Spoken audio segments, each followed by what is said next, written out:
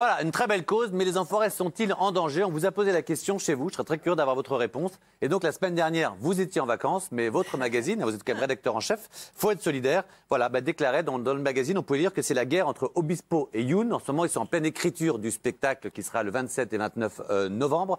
Ça se passe à Bordeaux. Donc voilà, est-ce que c'est vrai cette guerre ou pas? De toute façon, c'est pas la première année qu'il y avait déjà des tensions entre Obispo et Youn sur les enfoirés, parce que Youn veut qu'il y ait plus de sketch, plus d'humour, et Obispo, plus de chansons, plus de musique, etc. Donc déjà, le sujet l'explique très bien. Après, évidemment que les deux, même si Obispo et Youn disent non, on s'entend bien, là, il y a une interview. Vous pouvez rappeler qu'il y a une affaire de famille aussi entre eux. Voilà, c'est ça. C'est que quand même, il faut savoir que quand même, comme Isabelle Fonaro a quitté Pascal Obispo pour se mettre avec Michael Youn, et c'est quand même pas si facile à vivre. Alors ils peuvent dire on s'adore, c'est super. En vrai, c'est quand même toujours une blessure d'ego qui n'est pas si facile à accepter et qui laisse des traces, même si depuis ils travaillent ensemble, etc. Et sur les enfoirés, ce que le sujet a très bien expliqué, de toute façon, c'est ça, c'est qu'il n'y a pas de leader, parce que personne ne s'est imposé depuis Goldman. Qui est parti en 2016. Qui est parti en 2016, que Véronique Colucci, qui était du coup qui menait ça de derrière, est morte aussi. Donc du coup, il n'y a plus personne qui s'impose naturellement. Et du coup, c'est un peu le bazar. Et d'où le fait que tout le monde s'en va et que les jeunes, ni Julien Doré, ni Loua, ni Stromae, ni Vianney, ni Slimane, tous les jeunes n'y vont pas. Ouais. Et les anciens, les gens adoraient, Palmade, Robin, tout ça, machin, n'y vont plus, Dutronc, voilà, tout le monde dit. Alors, c'est vrai qu'il y a quand même un problème. Je vais vous poser la question aussi. Pourquoi est-ce qu'aujourd'hui on peut critiquer clairement les enfoirés? Avant, ce n'était pas le cas. Bernard Lavilliers avait fait une fois il y a 5 ans, tout le monde lui est tombé dessus. Aujourd'hui, Vianney, tout le monde le fait. Et pourquoi est-ce qu'aujourd'hui on peut ne pas y aller sans être critiqué? Mais avant, pour répondre à ce que vous avez dit sur Obispo et Youn, Youn, lui, il a répondu. Oui. C'était sur RTL. Est-ce qu'il n'en fait pas trop? Mais pour lui, c'est au contraire, il dit même, c'est mon frère, Obispo. Oui, regardez. Voilà. Ah, pardon. Voilà. Autant pour moi. Pourtant, je rêve pas, j'ai ma petite vidéo Obispo Youn.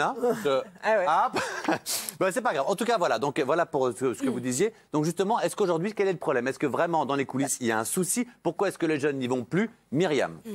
Les jeunes n'y vont plus, si, les jeunes de stars françaises n'y vont plus, mais moi je ne pense pas sincèrement que le groupe soit en danger. Les choses vont se remettre en place petit à petit. De toute façon, des rivalités, il y en a toujours eu.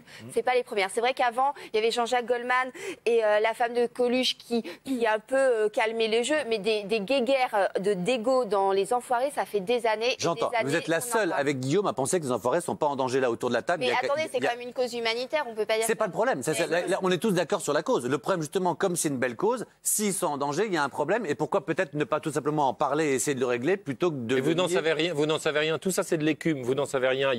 D'abord, il y a 45 égos, donc personne n'en sait rien. Ça fait, les choux gras de nos amis que j'adore de la presse People. En fait, on dit on les adore parce qu'on nous a dit de dire tout le temps quand on est une petite chanter, je vous adore. Donc on s'adore. Donc c'est vrai que vous vous aimez beaucoup. Vous arrêtez pas de nous parler sur Twitter. Non, mais en plus, on s'aime vraiment bien. Mais oui, moi, je pense que tout ça, c'est beaucoup de bruit pour rien du tout. Il y a quand même un Marcassus. Et il y a quand même une cause qui les dépasse. C'est vrai que c'est bien de dire tout ça. Mais moi, là, je parle des coulisses. Non, mais les coulisses, si tout le monde en parle comme ça, est-ce que vous les suivez? Vous pensez, Sébastien, qu'ils sont en danger? Pourquoi? Parce que vous avez des infos, vous les suivez, vous entendez des choses? Non, j'ai pas des infos particulières et tout a été plus ou moins dit, mais c'est vrai que depuis qu'il n'y a plus Jean-Jacques Goldman et Véronique Colucci, les guerres d'ego vont sûrement faire du mal et il y a peut-être aussi l'usure, il y a peut-être pas assez de renouvellement au niveau des artistes. Tout ça fait que, évidemment, avec le temps, je pense que ça va baisser un petit peu.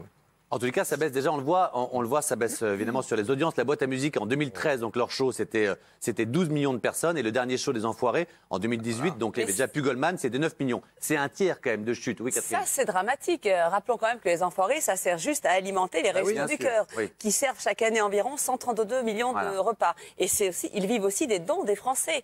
Donc si ces guéguerres sont vraies, et j'espère que c'est faux et que ça va s'arranger en effet, mais si les jeunes artistes ne viennent pas, c'est très embêtant pour la vente, pour qu'ils... D'où ma question. Est-ce que les gens regardent moins le show parce que justement ils ont le sentiment qu'il y a des guerres d'ego et qu'ils sont moins touchés par la cause? Est-ce que c'est parce que les gens ont moins d'argent? Je ne sais pas. Mais en tous les cas, visiblement, ça a un impact tout ce qui se dit. Donc est-ce que c'est vous, Presse People, vous êtes responsable de ça? Vous créez un malaise là-dedans et du coup les gens regardent moins et achètent moins? Ou est-ce qu'au contraire vous dénoncez vraiment des guerres d'ego et ce qui se passe? Non, c'est le contraire parce que les enfoirés c'était vraiment une grande messe que tout le monde adorait. Ça marche encore bien parce que 9 millions c'est encore énorme, mais ça baisse. Mais de parler justement, de dire Ségara, piquer la maquilleuse de trucs et tout, au contraire, ça faisait partie un peu du show de dire mais comment ils se regardent, comment ils parlent.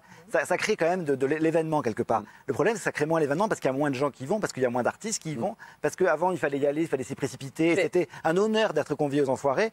Et alors les gens qui n'étaient pas conviés disaient c'est horrible, j'aimerais y être. Et maintenant, mais ce qui est vrai, Guillaume, parce que vous disiez tout à l'heure, il y a 45 égaux. À l'époque de Goldman, il y avait quand même 45 personnes qui évidemment veulent la meilleure chanson. Malgré tout, ça reste des artistes. Et Goldman tranchait à la fin. On dit que Goldman, tu fais l'ouverture, tu seras deuxième. On dit que Goldman va revenir. Il y avait un patron. Il y avait un patron. Il y a quand même une bonne nouvelle. Goldman va revenir pour les 30 ans des Enfoirés. Ça, c'est une méga nouvelle. Absolument. Ça montre que c'est le seul moyen. Voilà, sentent que c'est en danger. C'est pas complètement confirmé, mais ça devrait être. Il faut qu'ils se montrent. Je pense qu'il faut qu'ils reviennent. Voilà. Jennifer l'avait appelé. Je suis d'accord avec Jennifer pour une fois. Voilà, il y a que Goldman qui peut sauver les Enfoirés.